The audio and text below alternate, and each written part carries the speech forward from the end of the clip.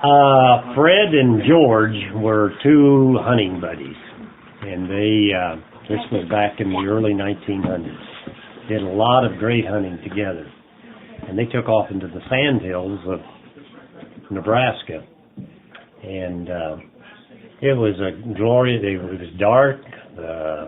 It was about 4 o'clock in the morning. They drove for over an hour and a half, got out into the middle of these sandhills, a place where they had been once before. So anyhow, then they get out of the car, and they start walking, hunting. They were trying to get to this site before sun came up. And they got to what was a valley, and there was a large hill in the middle, and there was a valley on either side. So they decided to cover more territory. They would split up. George went to the right, and Fred went to the left, and they hiked down this valley, and were going to meet on the other side of the mountain. So they're moving along for, an hour, and he still hasn't gotten around to the other side yet. And then it's 2 hours, and still hasn't gotten around, and finds out that maybe there's just kind of a continuous row of hills. So he continues to walk, thinking that somewhere down the road he's going to do this. And by this time, he's into the afternoon. I still haven't seen anything to shoot, but he's got his gun with him. And he heads on thinking that he's going to meet a section road somewhere down there. And continues to walk. Now we're getting, he's had to stop and eat what little bit of lunch he had. Now he's getting to the point where he's got to keep walking to find it, because there's no way he can get back before dark. So he continues. The sun's starting to set now, and he's out there by himself. Fred is, and he doesn't know where George is. So Fred continues on, and the sun goes down completely now, and there's just starlight out. He keeps walking, and knowing he's got to get there because it's going to get a little cold tonight. Tries to climb one of these hills, gets up there on top. He can't see anything. There's no roads, no houses, anything. So he sits there for quite a while, and finally he sees off in the distance, looks like a light, maybe a house out there. So he heads down the hill, and he starts pointing towards that, stumbling as he goes because it is dark. He's still out in the middle of the sandhill. And sure enough, as he gets closer, there's a house. It's got the light on. And he goes around and knocks on the door, and he actually sees that the screen door's shut, but the door's open. So he thinks, and he hollers in, no answer. So he opens the door, and he goes in, and hollers around there. Nobody's there, and by this time he's exhausted. He's been out, he's walking all day long.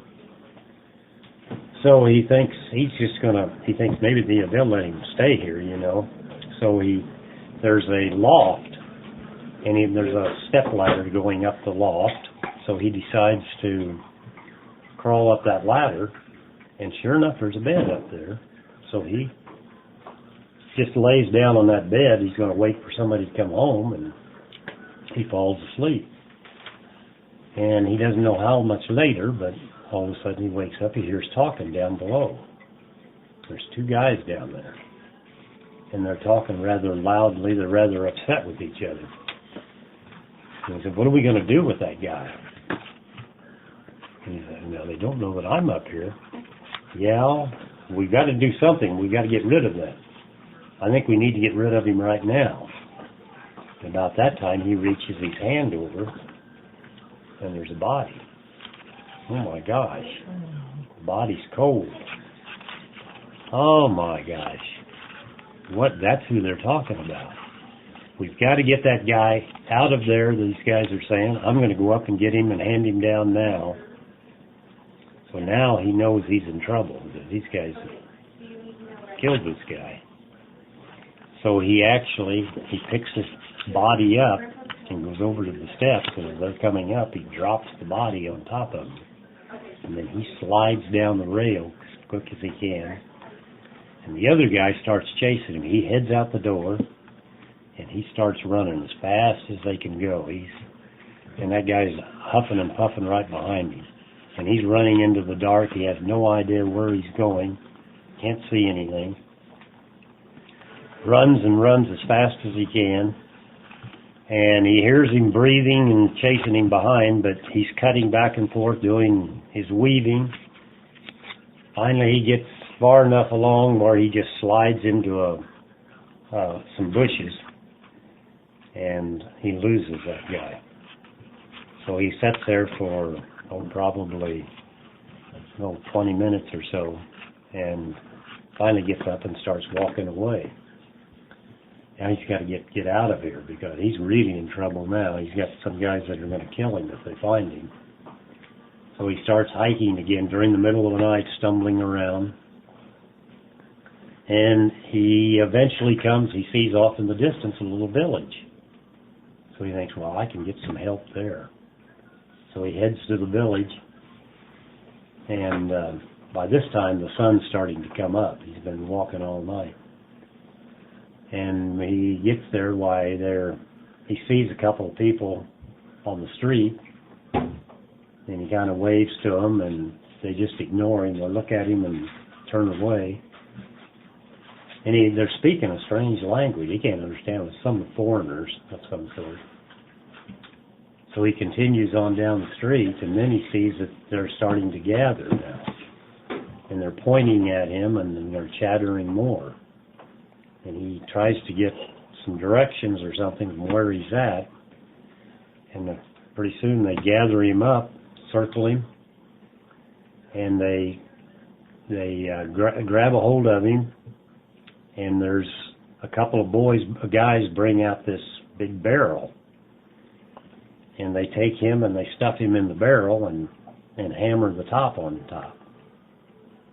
So now there he is, sitting out in the middle of the courtyard. And he can see out through the little hole in the barrel that there's, the people are all standing around talking. So he says, and it's getting pretty hot in there, but he's sitting in the middle of this thing. He sits there all day long. And finally the darkness comes, and he's not sure what they're going to do to him, but he's left there. He eventually falls asleep because he's been exhausted. In the middle of the night, or later on as it gets dark, he hears this snorting, and somebody's pushing the barrel now, starting to roll it, or trying to roll it. And he looks through that hole, and there's a bear out there. And the bear kind of growls around and rubs up against it with his back. And as he does with his back, his tail comes through that little hole. So he's able to grab a hold of that tail. And then the bear, when somebody grabs that tail, he really gets upset. He takes off running. And he's hanging on for dear life, pulling that barrel, bouncing down the street. And he heads right towards, there's a railroad track there. And he heads towards that railroad track and ends up running straight down the track. So that barrel bouncing right along behind him, sliding and bouncing. He hangs on for just as long as he can. Finally, he loses his grip. And the barrel goes tumbling off on the side, rolling down the hill, rolls up against the wall and smashes. He gets out of the barrel. My gosh, he's gotten out of that town. He's going to take off and go as far as he can and get away from there. He heads down the railroad tracks, and he walks until he sees a village off in the town, in the distance, and there's a railroad station there. And happens to be, they were waiting for a train to come by. There's only one train a day, and it hadn't come yet. But there's a girl standing on that counter waiting for the train on the station. And he says, what town am I in here? I'm lost, And she says, well, this is Parnell, Missouri. you guys have made it all the way, you've made it to Parnell, Missouri. And so he says, well, anyhow, he asked for assistance, and she invited him into his house. Grandma and her sister and her grandpa, and they struck up a conversation, and they kind of liked each other, and ended up, he just settled right there in Parnell, and he ended up marrying her. So that's where Anna and Fred did.